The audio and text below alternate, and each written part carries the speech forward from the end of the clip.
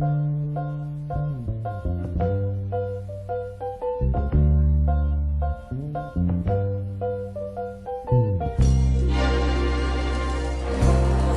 ¿qué tal amigos? ¿Cómo están? Soy su amigo el general Pólvora.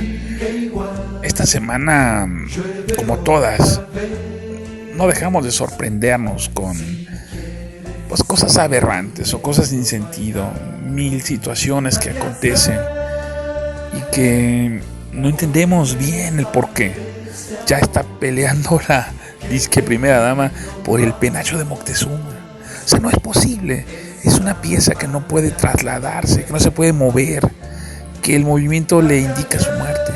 Está hecha en base de materia orgánica. Creo que son más de 450 sensontles y quetzales que se utilizaron por su plumaje para diseñar parte de este tocado. Y se dice que hay más de 850 colibríes que se implementaron por sus hojas. Imagínense la antigüedad de esta pieza, todo el viaje que ha tenido, todo el tiempo que estuvo sin resguardo. Y ahora que está conservada en una burbuja de tiempo, caray, la quieren traer. ¿Para qué? Bueno, a lo mejor es para dar de alimento a los humildes y desesperados seguidores del PG. Es una semana habitual dentro de la vida de la 4T, donde nos enteramos poco a poco de detalles, de situaciones que nos quitan el sueño, que nos sorprenden. Bueno, aquí está conmigo la general y famosísima, ilustre Nes, líder de los necios. ¿Cómo estás, Nes? Hola, general, buenas tardes. Yo quiero iniciar con una frase el día de hoy. Pues estamos viviendo la época de la mentira, de la doble moral y la manipulación del lenguaje. Estamos viviendo la época de Morena, donde el populismo y el culto de la ignorancia han ido abriéndose camino, atravesando desde la cultura hasta la política. Eres parte esencial del roster, eres una estrella. Te voy a dejar con tus invitados, por favor. Hagan el programa, desarrollen la temática y al final yo, si me invitas, entro a rematar. Es todo tuyo. Suerte. Hoy nos acompañan dos tuiteros excelentes. Él es Lázaro López, activista por el Frente Nacional por la Familia. Bienvenido, Lázaro. ¿Qué tal, Nes? Muy buenas tardes. Gracias por el espacio. Y nuestro compañero Salvador Ramos, activista independiente. Bienvenido, Salvador. Gracias, Nes. Es un placer estar con ustedes y ya estamos aquí para tratar de sacarnos algunas dudas que todos tenemos sobre todo de lo que está pasando ahorita. Y pues a la hora que tú gustes entramos directamente al tema. El tema que trataremos hoy es muy importante. Se trata sobre la iniciativa de Morena sobre la salud, que es más conocida como la iniciativa Morena Micher. Yo la considero pues muy osada y delicada. Mi punto de vista pues no es es un punto de vista profesional, es más un punto de vista como cualquier mexicano, que creo que solo se necesita tener sentido común para ver pues todo lo que oculta entre líneas, ¿no? Esta iniciativa es demasiado extensa y pues bueno, la dejo en manos de ustedes para que la expliquen mejor. Adelante, Salvador. Gracias, Nes. Bueno, mira, sí, de hecho estás diciendo todo lo correcto, es de las más osadas y sobre todo de las más delicadas, porque estamos hablando que ponen los derechos sobre las obligaciones, específicamente sobre los jóvenes, y esto pues, no es exactamente algo que sea muy, muy bueno para el futuro de todos los mexicanos, ¿sí? Promueve en exceso la cuestión del aborto, de lo que viene siendo el sexo en los menores. O sea, lo quieren matizar como si fuera una educación innovadora, así lo están manejando, ¿sí? Pero no hablan de los riesgos, no hablan de lo que puede pasar y sobre todo no nos dicen qué es lo que nos va a afectar como padres, los derechos que tenemos como padres, ni tampoco hablan hasta dónde están violando los derechos que tienen los hijos. Por esa razón, aquí nos va a hacer el favor Lázaro de sacarnos algunas dudas, porque hay cosas que a nosotros nos brincan y creo que a cualquier padre de familia le va a molestar esto, que es sobre todo cuando hablas de que te quieren retirar la patria potestad. En uno de los puntos que hacen muy énfasis es de que los menores de edad los consideran ya lo suficientemente maduros para tomar de decisiones como lo del aborto, sin necesidad de que los padres se enteren. Entonces, aquí hay algo medio raro. No sé cómo lo veas, Lázaro. Sí, por supuesto, estamos hablando de una cuestión ya no solo que a nivel jurídico es aberrante, sino que a nivel humano nos parece justamente eso, desagradable. Estamos ante una situación en la cual refleja perfectamente cuál es el estado de la moral de la política actual en México. ¿Qué tan mal tenemos que estar como para estar discutiendo en el Congreso, hacer parte de la legalidad temas como el aborto, como esta cuestión de una educación sexual que no está enfocada en una educación, sino en un adoctrinamiento? Y en limitar hasta incluso hacer parecer que no existe ya un derecho de los progenitores sobre sus hijos y querer cada día más que el Estado tenga mayor injerencia en nuestra privacidad, ¿no? Algo que siempre es indeseable. Salvador, ¿me puedes decir qué es exactamente esta iniciativa? Mira, es muy compleja. Lo que pasa es de que hicieron una mezcla de todas las cosas aberrantes que se le pudieron haber ocurrido a estas personas, porque ellos han intentado de alguna manera imponer las cosas en una forma pulverizada, digámoslo así. Primero, por un lado, hacen presión por la cuestión del aborto, después hacen presión por la cuestión de la educación, aparte después manejan lo de los niños trans, aparte te mueven lo que es la educación sexual. Entonces hicieron un compendio de todo y lo colocaron dentro. Esto es lo que más preocupa, o sea, no están dejando nada al azar, están tratando de que de una u otra manera se acepte. Si no es por el lado independiente, quieren hacerlo por el lado en paquete, digámoslo así. El detalle es de que no solamente se pretende supuestamente lograr derechos, ¿sí? Todo tiende a algo un poquito más grave a lo que yo veo. Tienden, para lograr cada punto de los que ellos pretenden, tienen que meter mano a la Constitución, porque según tengo entendido tenemos tratados que garantizan sobre todo lo que son los derechos de los padres, de los hijos, de la familia, y no nada más de que nos protegen en la Constitución, sino a nivel internacional, que ahí es donde nos podría orientar un poquito Lázaro de qué es qué tratados son los que nos están violando, qué derechos nos están violando y qué es lo que se pretende realmente hacer con todos estos cambios. Sí, claro. Bueno, primero que nada, el propósito principal de la iniciativa es la despenalización del aborto como primer punto, como se viene haciendo desde el paro de 9 de marzo y como se ha venido haciendo en los últimos años. Esto es algo que se anticipaba ya con la despenalización del aborto en la Ciudad de México, se anticipaba prácticamente que se iba a venir dando esta batalla en todo el país, ¿no?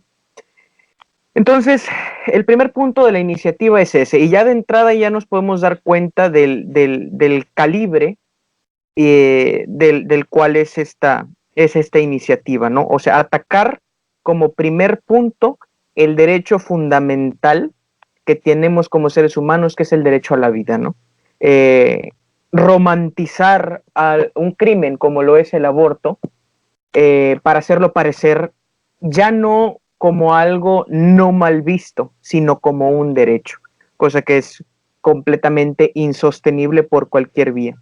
Después tenemos esta cuestión, este punto de la educación sexual, pero a ver, el problema no es la educación sexual, el problema es que es una educación sexual con enfoque de género.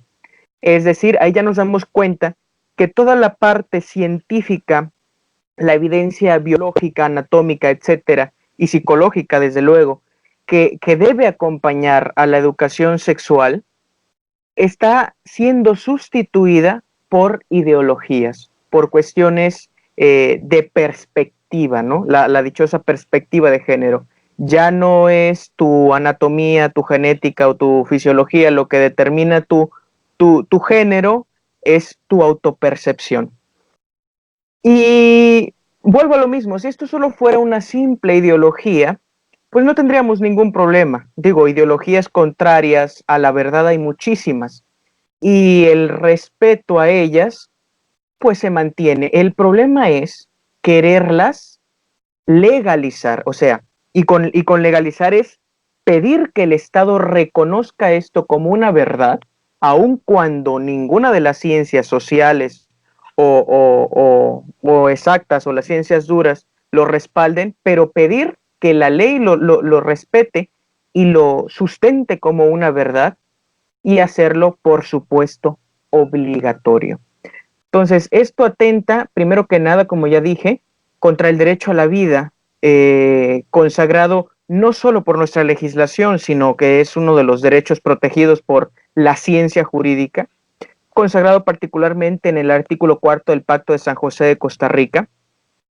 Y también tenemos el derecho de los padres a educar a sus hijos, o lo que es la patria potestad, consagrado también en el Pacto de San José de Costa Rica y respetado, por supuesto, por nuestra legislación mexicana, de acuerdo con nuestra constitución, en la cual las leyes supremas de nuestro país pues también son esos tratados internacionales. Yo quiero hacer un pequeño comentario. Yo, bueno, soy mujer y pues como tal entiendo que muchas chicas quieren pues hacer énfasis en que es nuestro cuerpo, ¿no?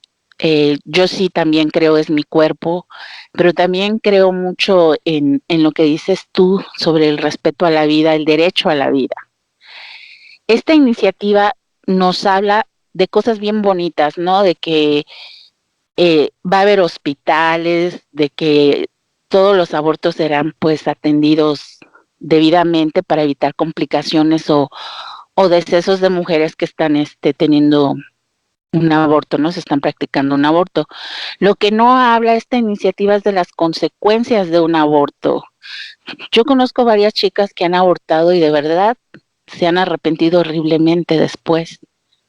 Quizás por la madurez o inmadurez de cada niña. El caso que yo te menciono es una niña de 15 años que decidió abortar porque pues tuvo relaciones con su novio y no le respondió, ¿no? Al paso de los años, ella pues lloraba mucho, se deprimió muchísimo y ahora que tiene más o menos 22 años, pues ella se arrepiente totalmente de haber perdido a ese bebé porque le dejó un vacío en el alma enorme. Todos esos puntos psicológicos, físicos también, porque ella tuvo muchos cambios físicos, no los menciona esta iniciativa. Yo sé también de casos en donde después de un aborto mal hecho, después ya no pueden tener bebés. Yo, pues sí me gustaría hacer mucho énfasis en eso, ¿no? En que es perfecto, que es nuestro cuerpo, pero también al tomar la decisión de un aborto debemos de saber las consecuencias y de lo que va a pasar después. Analizar todo en conjunto, no solamente es de decir, ay, yo voy a abortar y ya, ¿no? Hay un cambio enorme en nuestra psicología como mujeres, en nuestro cuerpo, y de eso no habla la iniciativa. Mira, no existe el aborto 100% seguro. Siempre existe el riesgo de morir. El 81% de las mujeres que se han sometido a un aborto sufren de estrés postraumático, ¿sí? El 61% son síntomas de reexperimentación, o sea, que siempre sienten que si lo estuvieran viviendo nuevamente. El 59% tienen pensamientos suicidas, el 61% trastornos de ansiedad y el 26% de ellas aumenta el consumo de sustancias o caen en adicciones. O sea, ¿por qué no hacen énfasis en eso? O sea, ¿por qué no lo muestran como es? O sea, están apostando la vida de otros a una simple iniciativa sin darles ni siquiera un poco de información. Entonces, esto se me hace bastante grave. Y esto en lo que no quieren hacérselo saber, ¿sí? Ni siquiera los adultos. Imagínate cómo puede ser que sean a los menores de edad. O sea, ¿qué va a pasar con esas generaciones? Cuando tú le estás fomentando a una niña de 13 años a tener relaciones y que si te ocupa los preservativos, tú se los das, y que si sale embarazada, tú le proporcionas el aborto y tú la encubres, no enfrentar a tus padres. O sea, ¿qué tipo de propuesta es esta la que están manejando? Y no solamente lo hacen en el punto específico de lo que es el aborto, también se van con la cuestión de la educación. O sea, allí es algo que está todavía igual de grave a esto. ¿Por qué? Porque estás emancipando a los hijos de los padres. Entonces, sí hay bastantes, ¿cómo te diré?, información que se debería de colocar dentro de ella. Ahora, ellos mismos son los que hacen los libros de texto, o sea, pero no citan a ningún profesionista. Simplemente vámonos a un punto más crítico. ¿Qué pasa con los maestros? O sea, los maestros están capacitados para darle este tipo de textos, este tipo de materias a los niños. No lo creo, no existe ninguna certificación o algo que los obligue a tomar a los maestros para poderlos certificar como parte de la educación que van a impartir. ¿O acaso tú has visto algo sobre esto? Yo creo que los maestros no están preparados, ¿no? Porque hasta en las mismas clases, no sé si a ustedes les tocó, pero a mí sí, cuando se trataban temas sexuales, todos los niños empezábamos a reír, nos poníamos nerviosos y al final los maestros no resolvían nuestras dudas, ¿no? Al contrario, nos dejaban más dudas que respuestas.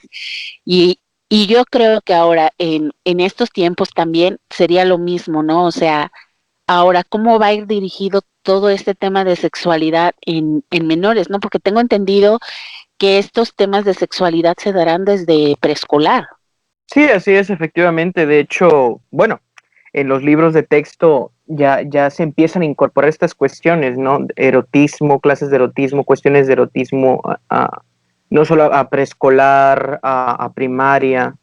Bueno, en la educación secundaria ya desde antes estaba previsto, pero estamos hablando de una cuestión que es delicada por la maduración, ¿no? Muchas veces asimilar esto cuando entras en la pubertad es difícil. Ahora, hablar de esto con un niño cuyo enfoque es distinto, cuya atención se encuentra en otras cosas, pues es bastante grave.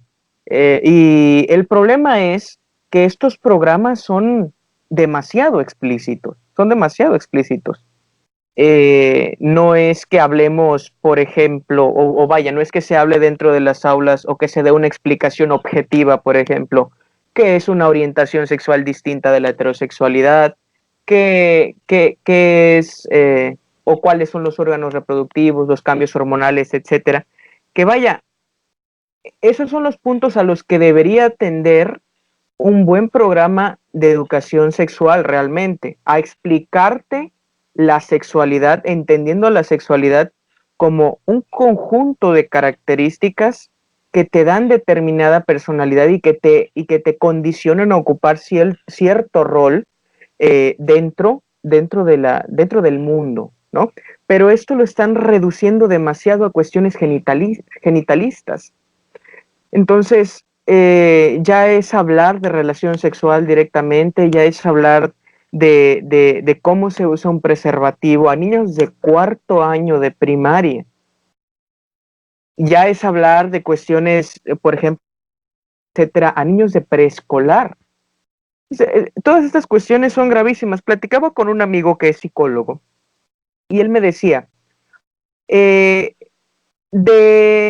que nacemos hasta los 10 años aproximadamente, nuestra parte genital se adormece y buscamos relacionarnos con nuestros iguales. Los niños empiezan a ser amigos, se enfocan en jugar, por ello tienen más energía, se enfocan en correr, en comer dulces, etc. Cuando empieza la pubertad, se empiezan a dar estos cambios hormonales.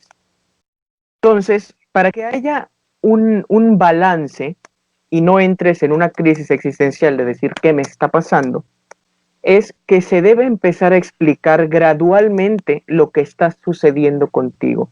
Es decir, este periodo por el que estás atravesando, esta serie de cambios hormonales, irte explicando, por ejemplo, en el caso de las mujeres, cuando tienen su primera menstruación, bueno, estás teniendo tu menstruación porque estás atravesando por esta etapa de desarrollo, ¿no? Y al llegar a la madurez, entonces ya sé hablar de por qué pasaste por esta etapa. Bueno, porque ya tu cuerpo te está indicando que ya estás lista, ya estás listo para dar vida. Pero tiene que ser una explicación gradual, no de golpe como se está haciendo o como se pretende hacer. Y de hecho, si lo vemos desde una perspectiva general, es un negocio redondo. Empezamos con la hipersexualización desde edad temprana a los menores para que inicien una vida sexual activa antes de lo previsto a los 12, 13, 14, 15 años, y de eso van a resultar una serie de embarazos a temprana edad, de embarazos adolescentes, y les vendemos el aborto como una necesidad de salud pública. Entonces, visto desde el punto de vista maquiavélico y matemático, la iniciativa está perfectamente estructurada para el propósito que está atendiendo, ¿no? Ya que mencionas que la iniciativa pues es un círculo eh, completo, ¿nos puedes decir por qué dices esto? ¿Por qué es un gran negocio para el gobierno esto del aborto? Claro, por supuesto. En realidad no es un gran negocio del gobierno. Está más que probado, y estas no son teorías de conspiración, que tomemos en cuenta primero que nada que la Organización de las Naciones Unidas trae una agenda de género increíble, descarada y muy explícita, venida de Naciones Unidas. Naciones Unidas lo que busca es implantar esta agenda de género muy bien financiada por agentes externos, atendiendo, por supuesto, a intereses políticos. Entonces, para ello utiliza a los gobiernos que siguen esta tendencia progresista para implantar y para incorporar sus ideologías. En la ONU tiene mucha injerencia la International Planned Parenthood Foundation o la Fundación Internacional de Paternidad Planificada, IPPF, por sus siglas en inglés, que es una fundación estadounidense fundada por Rockefeller II y por Margaret Sanger, que en la actualidad tiene 60,000 clínicas asociadas a su red. ¿A qué se dedican? A la promoción de todo esto que estamos hablando, a la promoción de una supuesta planificación familiar, a vender abortos en el mercado, e incluso fue investigada en el 2018 por el FBI por tráfico de órganos. Entonces, Planned Parenthood tiene un negocio redondo alrededor del mundo. Estamos hablando de que son 60,000 clínicas alrededor de todo el mundo, con una cantidad de abortos por día que no nos caberían los números en la cabeza. Entonces, ¿qué pasa? Atendiendo a todas estas internacionales multimillonarias, los gobiernos empiezan a incorporar este tipo de cuestiones en su legislación, porque, vamos a ser honestos, nuestro Estado, nuestro sistema de salud, no tiene la capacidad para subvencionar una nueva legislación como lo es el aborto. porque cuando uno da un derecho, alguien más lo tiene que pagar. Es sentido común. El aborto no va a ser gratuito. Otra de las mentiras que nos venden. El aborto va a ser pagado, va a ser subvencionado con recursos estatales que vienen de la recaudación de impuestos. Entonces, si ni siquiera tenemos para cubrir los insumos básicos, como por ejemplo en la actualidad nuestros hospitales carecen de cubrebocas, carecen del material necesario para hacer frente a la pandemia que estamos viviendo, mucho menos va a tener para darle subvención a la nueva legislación, como por ejemplo en el caso del aborto, o también que pretenden legalizar o más bien hacer obligatorias las operaciones de cambio de sexo. Al Estado no poder subvencionar o cubrir esta nueva demanda, va a tener que hacer concesiones a privados. Y Planet Parenthood ya tiene injerencia en México con Mexfam en la Ciudad de México, tiene sus oficinas. Entonces, esto es un negocio ni siquiera para el gobierno, o sea, el gobierno lo hace atendiendo a políticas internacionales. Esto es un negocio para agentes externos que lucran mundialmente con estas cuestiones sanitarias. Entonces, ¿por qué el gobierno lo hace? O sea, ¿cuál es la ganancia del gobierno? Ok, bueno, sabemos que en política los arreglos son muy comunes, pero más que la ganancia del gobierno, yo diría que es en atención a la nueva tendencia, ¿no? Porque la juventud tiene esta tendencia de seguir esta moda progresista. Entonces, es una forma de mantenerse en el poder, además de que estas cuestiones sabemos, por lo menos por afuera, que las Naciones Unidas hacen sugerencias, pero la realidad es que son imposiciones. Cuando una nación, como por ejemplo fue el caso de Argentina en 1994, en la Convención del Cairo, que no adhirió a las políticas abortistas, pues fue castigada en la política crediticia. Eso pasa con los gobiernos que no adhieren la agenda progresista de las Naciones Unidas en su agenda política. Además de, por supuesto, mantener la plataforma electoral para siguientes periodos de elección, por supuesto. Entonces, la ganancia a lo mejor no es a nivel económico, aunque debe haberla, por supuesto, pero sí a nivel político. O sea que entonces esto es asegurar votos para la siguiente elección, ¿no? O sea, o una reelección, por lo que entiendo. Bueno, amigos, me parece que al momento el podcast está resultando sorprendente. Quiero que sepan que en México una de las mayores abundancias es la falta de educación. La limitada capacidad escolar que tienen las personas hace que municipios como San Juan del Río, en Querétaro, de Ixtapan también, tienen un promedio de embarazo de 16 años. Es decir, hay muchísimas personas que tienen embarazos de 19, de 20, ¿no? Pero imagínense, debe estar sobre 13, sobre 12, sobre 14 la mediana. Es decir, muchos papás se van a Estados Unidos de jornaleros, queda la mamá cuidando a la familia, la mamá tiene que trabajar, los niños están solos. Entonces, la situación de los embarazos son no deseados es una situación cotidiana en muchos lugares. Bueno, por otro lado, en el otro espectro de la sociedad, la gente bien, las niñas nice, es muy posible que como una moda, que como una pastilla del día después, vean en el aborto la salida a sus problemas inmediatos.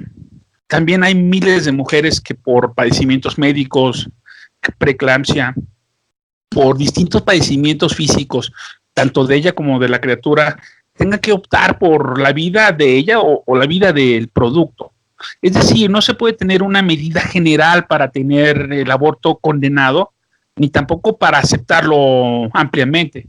Lo que sí es cierto es que si va a andarse con nuestros impuestos, con nuestras aportaciones, debería estar normalizada el tipo de servicio y el tipo de atención, porque todos estamos de acuerdo que mueren más mujeres que hacen abortos ilegales y queremos evitar eso, ¿no? Por otro lado, estamos de acuerdo que las mujeres son dueñas de su cuerpo y son las que deben tomar la decisión. pero asimismo estamos aquí platicándolo porque a nosotros nuestra madre nos dio la oportunidad. Es decir, tiene implicaciones por múltiples aspectos. Les agradezco muchísimo su presencia de gran calidad. Les digo a Nes, por favor, que cierre el programa y le dé la oportunidad a todos que se despidan y hagan sus comentarios finales. Te cedo la palabra, Nes.